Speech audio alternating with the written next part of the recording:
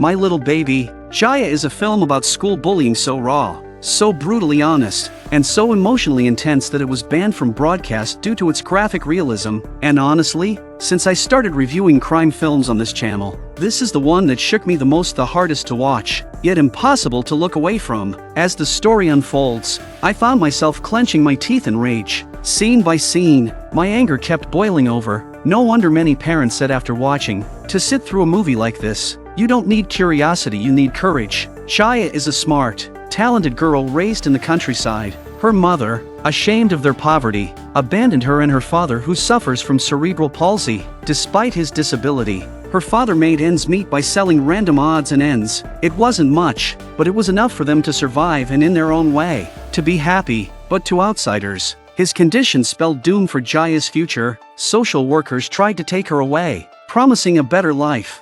우리 아빠 몸을 아파도 운전도 잘하고요. 자전거도 잘 불러주고요.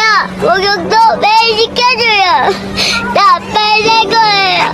나 안 가요. 나 우리 아빠 살게 해주세요. 살려주세요. 하지 마세요. 우리 둘이 같이 살게 해주세요. But Jaya resisted with everything she had. She and her dad leaned on each other. Life was tough, sure, but they had each other. That was enough. Jaya was born with both beauty and talent. Her angelic face and heavenly voice helped her get accepted into Seoul's top music high school. Her dad, upon hearing the news, was overjoyed, running around like a child who just got a toy, proud of his little princess. But this also meant saying goodbye to their hometown and heading to a big, unfamiliar city with nothing but their belongings and a pocket full of dreams. On the road, her father handed her an envelope filled with money for a new school uniform and shoes, he said. But when Jaya opened it, she couldn't smile. The cash inside could barely cover the uniform, let alone new shoes or a backpack. Feeling ashamed, her dad promised to get her everything she needed before school started. In Seoul, the two squeezed into a tiny apartment. He gave Jaya the only room she meant more to him than comfort or space. To buy her new shoes, he started selling goods on the street, but the shop owner nearby wasn't having it. She berated him, insulted him, even brought backup to force him out, all because he was bad for business. That's when Jaya snapped. She stormed in, grabbed the woman by the hair, and yelled, "Why are you bullying my disabled dad?" She wasn't afraid of a fight, not even when things escalated to the police station. Jaya stood her ground. "You don't get to disrespect my father." Even the cop tried to quiet things down but ended up blurting out a line that revealed his own inner prejudice. 아저씨, 이런 사람들 괜히 건드렸다가 나중에 단체 행동하면은 아저씨하고 아줌마하고 머리 아파져요. 아저씨까지 왜 그래요? 아니 몸 불편한 사람은 사람도 아니에요? 야, 이리 와! 원인 제공한 거는 니네 아버지야! 내 말 틀려? Jaya fell silent. She had seen this type before, able-bodied people with broken souls. She turned away from their ignorance and comforted her father instead. Her dad was used to the stares and whispers, but whenever his daughter stood up for him, he felt everything was worth it. To Jaya, her father wasn't just a parent, he was the moonlight that guided her path. No matter where they went, they were always together. In the days leading up to the first day of school, her father kept setting up his street stand, always getting chased off, but never giving up. Eventually, he found a street where vendors were welcome. A kind man told him, "If you want to work here, go for it." And for once, things started to look up. After her dad finally earned enough money, the first thing he did was hand it all to Jaya so she could buy a proper uniform, new shoes, and walk into her new school with confidence and pride. But when Jaya entered the classroom, she immediately felt out of place. The students were either in cliques or clearly came from wealthy families. She quietly slipped into a seat in the corner only to find out it belonged to the class president, Heirs. Not wanting trouble, Jaya swallowed her pride and found another spot. Soon after, their homeroom teacher walked in with a senior student named Yujong, the classic rich, handsome, talented type. He was not just the choir captain but also the son of the school board director. As tradition had it, he was there to recruit freshmen for the elite school choir. Everyone gave it their all, hoping to land a spot. At first, Heirs, the class queen, bestole the spotlight, but then came Jaya. The moment she opened her mouth to sing, the whole room fell silent. Even the teacher gasped. Which vocal master trained her? 교회 성가대 전도사님한테요. The class buzzed. Rumors swirled. Was she the daughter of some celebrity? Nope, she was just the daughter of a street vendor. But Jaya had already stolen the show and Heisen's thunder. That moment caught the attention of Min Kyung. a shy student who was constantly bullied by Hyeseon and her crew. She moved to sit next to Jaya, two outsiders finding comfort in each other. They hit it off instantly and became inseparable. But to Hyeseon, this was a challenge to her authority. Jaya didn't care, she couldn't stand bullies, and she wasn't going to let Min Kyon be isolated any longer. Jaya's confidence lit a fire in Min Kyon. Their friendship bloomed quickly, sharing laughs, secrets, and support. They were true best friends. One day while hanging out, Jaya spotted her dad selling goods on the street. Embarrassed, she instinctively tried to dodge him, not wanting her friend to see where she came from, but her dad called out, and there was no escape. To her surprise, Min Kyon respectfully greeted her father. Jaya was moved. Even better, her father had made friends among local vendors. They treated him kindly and welcomed Jaya with warmth too. That filled Jaya with joy, because seeing her father adapt, find happiness, and make new friends meant more to her than her own comfort or success. Jaya thought her life was finally on the right track until a school choir outing turned everything upside down. That night, the older students grew curious about the sweet girl with the dimples. When asked about her family background, Jaya hesitated, then lied, saying her father ran a department store. Surrounded by silver spoon classmates, she feared their judgment. Then came another question. A flirtatious boy asked who Jaya had a crush on. She instinctively glanced at Yoo-jong, then coyly dodged the question, which meant taking a penalty drink, but Yoo-jong noticed the glance. The next morning, one of Hyeseon's besties spotted Jaya walking alone. Truth is, Jaya got up early every day to practice her singing, and that morning, Yoo-jong followed her. He'd been watching her for a while. He remembered how she looked away when asked who she liked, clearly shy. What Jaya didn't know was, he liked her too. He suddenly hugged her and confessed, from the moment he saw her, he'd had feelings for her. What Jaya didn't realize was that Yoo-jong was a two-faced player. Despite his sweet words, he was secretly dating Hyeseon, a total wolf in sheep's clothing. Blinded by his lies, Jaya slowly let down her guard. He led her into the reeds, where they shared a forbidden encounter. What neither of them knew was that Hyeseon's friend had secretly followed them and captured everything on camera. Back at school, Hyeseon's bestie showed her the video. Furious, Hyeseon vowed revenge, and her first target was Jaya's closest friend, Min Kyon. After all, bullying Min Kyon had been their favorite pastime since middle school. Breaking her down would be easy, and she'd spill everything they wanted to know. They quickly discovered the truth Jaya tried to hide. Her father wasn't just disabled, he was a street vendor. That humiliating detail was immediately fed to Yoo-jong. Feeling deceived, Yoo-jong stormed over to Jaya's house, demanding answers like she owed him something. Gone was the charming gentleman. In his place stood a cruel, entitled brat, mocking her. Poor girls like you don't get to dream about princes and glass slippers. And then came the real cruelty, blaming Jaya for seducing him. He claimed he never would have gone near her if she hadn't lied and acted so cheap. To punish her, he ripped open her shirt and burned her with a lit cigarette. Standing outside their home, Hyeseon and her crew witnessed everything. Jaya didn't tell anyone what happened. She quietly treated the burn herself, not wanting her father to find out. Later that night, she approached Hyeseon to make peace, saying she never meant to come between her and Yoo-jong. All she wanted was to attend school in peace, but Hyeseon wasn't having it. To her, Jaya's very existence was an insult, a broke nobody, dragging around her brain-damaged father, dreaming of climbing the social ladder. Pathetic. Jaya could endure all the insults thrown at her, but when someone disrespected her father, it lit a fire in her soul. 우리 아빠 모욕하지 말랬지. All her life, she had one unshakable rule: anyone who insulted her father would face her wrath, no matter the cost, because to her, he wasn't just a parent, he was the moon that lit her darkest nights. But some battles come with a heavy price. Hyeseon's family wasn't just rich, they were powerful. Her parents gathered Hyeseon's squad and even forced Min Kyon to lie. Flipping the truth, they painted Hyeseon as the victim and Jaya as the bully. At the school disciplinary meeting, Hyeseon's mother, who also happened to be the head of the PTA, showed up with an air of superiority, ready to point fingers and demand punishment. Jaya, betrayed by her friend and surrounded by smug faces acting in sync, didn't grovel. Instead, she snapped, "You think money makes you noble?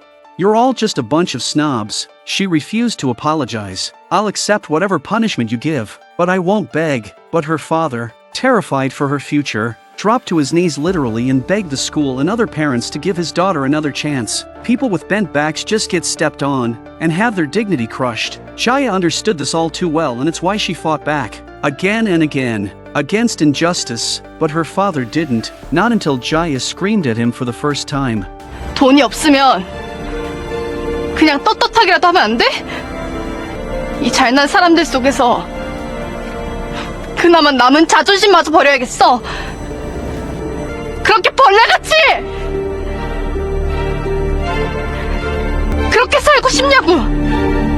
That outburst shook him. For the first time, he realized his daughter didn't just need opportunities, she needed dignity, the right to live without shame. Even looking like this, she had never once rejected him. Even after everything that happened, she still loved him fully and fiercely. Though Jaya was expelled, she didn't give up on her dreams. She worked part-time, kept moving forward because as long as her dad had her back, she could face anything. Jaya, full of heart, even forgave Min Kyon when she came to apologize. She knew her friend had been pressured, and she didn't blame her for being scared. Instead, she comforted her, "Chin up. I'm not letting the bad guys win." While working at a convenience store, Jaya met a kind boss, someone studying law, preparing to become a prosecutor. With his help, she wrote a petition and sent it straight to the Board of Education. In it, she exposed the bullying, the injustice, and everything she had endured. The scandal exploded, the whole school was buzzing. Hyeseon was thrown into chaos. Yu Jong,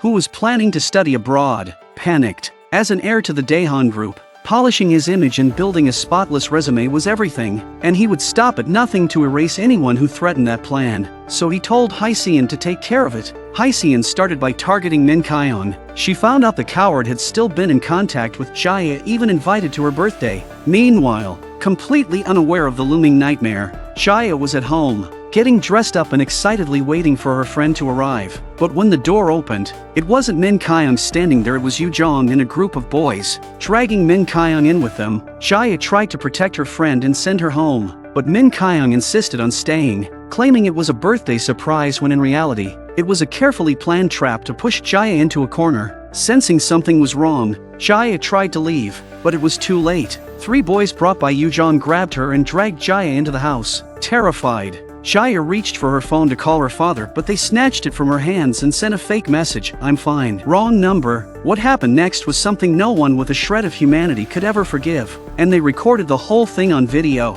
Min Kyon, held in place and threatened by Yu Jong, broke down in silence, swallowing tears as she heard her best friend begging for help. In just 3 minutes, Jaya's life was shattered, her body and spirit brutalized. When it was over, Hyeseon came forward with a chilling threat, "Take back your complaint, or I'll send this video to everyone, including your crippled father." Min Kyon, frozen in fear, saw police cars outside and thought about reporting it. But in the end, fear won and she stayed silent. That night, Jaya's father returned home after a long day's work. He found dinner prepared and a note, "Make sure you eat well." He had no idea what horrors had happened just hours before, and the horror wasn't over. Now that they'd had their free meal, these monsters kept coming back demanding more, threatening her with the video. They knew exactly how to break her. "If you tell anyone, your father pays the price." They humiliated her, degraded her over and over again, and the worst part? Hyeseon didn't even see her as a person. She used the assault footage to blackmail Jaya into illegal work, forcing her to earn money to support Hyeseon and her crew. In the end,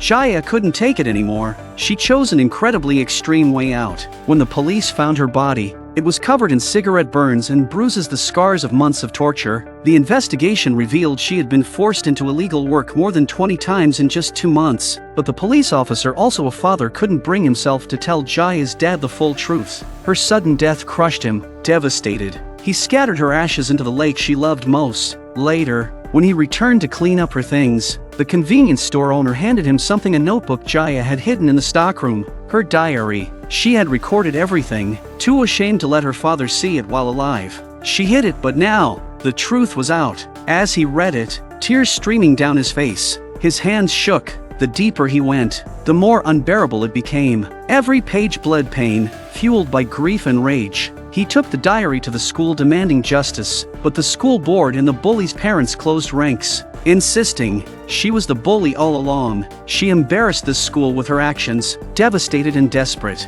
he shouted Min Kyon's name across the campus, begging the one person his daughter trusted to tell the truth. But no one came, no one listened, and in the end, the school threw him out. Unable to get justice at the school, Jaya's father turned to the police, begging them to launch an investigation, but the officers told him bluntly, a diary alone, without eyewitnesses or a living victim, isn't enough to open a case. Seeing that the father wouldn't back down, one officer reluctantly revealed what was in the official report before her death. Your daughter was labeled as a school bully, and over the last 2 months, she'd been involved in illegal prostitution over 20 times. It hit him like a truck. For the first time, he realized how much Jaya had hidden from him. Defeated and broken, he dropped the diary, the only piece of truth he had, like it was worthless. But that night, something unexpected happened. Min Kyon showed up at his doorstep. With tears in her eyes, she confessed everything in the diary was true. She knew that Jaya had stayed silent not just to protect her own dignity, but to protect her father, a powerless man with no status or connections, from being humiliated or driven to ruin. Now fully aware of the truth, her father made a decision. If the law wouldn't help him, he would take justice into his own hands. He asked Min Kyon for help to lure Hyeseon and her 2 accomplices to the rooftop and give them one final chance to apologize. But they hadn't changed. They mocked Min Kyon instead. What's wrong? Want to end up like Jaya now? That's when they noticed Jaya's father slowly approaching. His silence spoke louder than words. Their time was up. A bottle of concentrated sulfuric acid, and with one terrifying splash, all 3 girls were blinded, their faces burned beyond recognition. The scars would follow them for life. Not long after, the news spread. Yu Jong, already racked with guilt, saw the story and froze. When he couldn't reach any of the girls by phone, he knew something was seriously wrong. He tried to flee home, but it was too late. Jaya's father had already captured Yu Jong and the other 3. He brought Yu Jong and the other 3 to his rural hometown, far from the city, far from anyone who could help them. The once arrogant teens had never experienced fear like this. They had always been the predators. Now, they were the prey. Jaya's father gave Yu Jong the first chance to speak and, true to character, he tried to bargain. Don't do anything stupid. I'll give you whatever you want. That wasn't the answer the father was looking for. Still shameless, still unrepentant. So he turned to the others, and what came next was even more pathetic.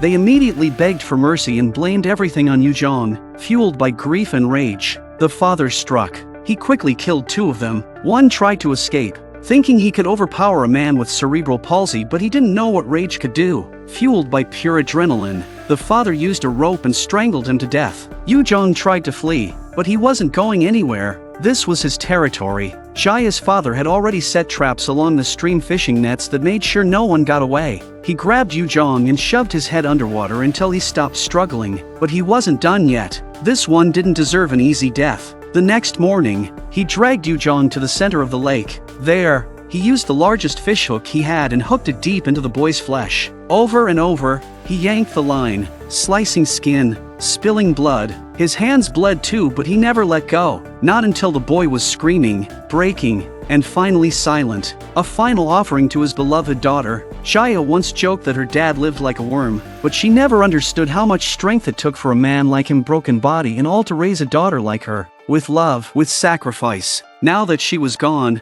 he wanted to follow her, to be her moon again, lighting the path to heaven. Because when money becomes a wall and power becomes a fortress, justice becomes a fantasy. And people like Jaya, they either suffer in silence or take justice into their own hands. The film doesn't encourage revenge. It begs us to open our eyes, to be less indifferent, to build a world where this kind of story doesn't have to happen. Because good and evil, they're not always born. Sometimes, they're chosen.